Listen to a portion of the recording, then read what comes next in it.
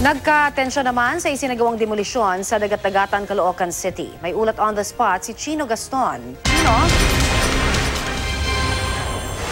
Connie, naging marahas nga ang nangyaring demolisyon dito sa Barangay 8 sa lungsod ng Caloocan kung saan isang miyembro ng demolition team at isang pulis ang nasugatan dahil sa pagmamatigas ng mga residente.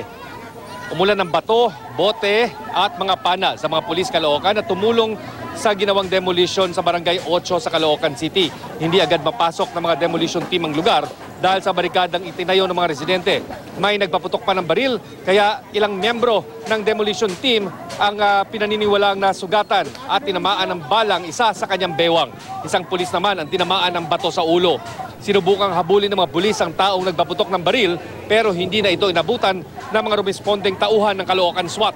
Ayon sa Court Sheriff ng Caloocan RTC, kinatigan ng Korte Suprema ang hiling ng orihinal na may-ari ng lupa na bawiin ang higit kumulang 7,000 square meters na nasama sa lupaing inilaan ng National Housing Authority para sa relocation ng informal settlers noong 1983. Pag-aari ng isang Corazon Baelio na tinirhan na ng mga awardees ng NHA, dekada na ang binibilang.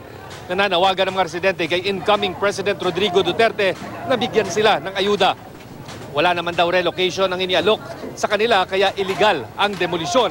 Pero giit ng court sheriff, kung inialok lang o inaalok lang ng relocation ang mga informal settlers na napapaalis sa mga lupang pag-aari ng gobyerno. Connie, sa ngayon ay umaasa pa rin itong mga residente na kahit paano ay maabutan sila ng tulong ni incoming President Rodrigo Duterte. Kung hindi sa pagtigil ng nangyayaring demolisyon ay sana naman mabigyan daw sila ng tama o karampatang relocation site. At yan ang latest mula rito sa Caloocan. Balik sa iyo, Connie. Maraming salamat, Chino Gaston.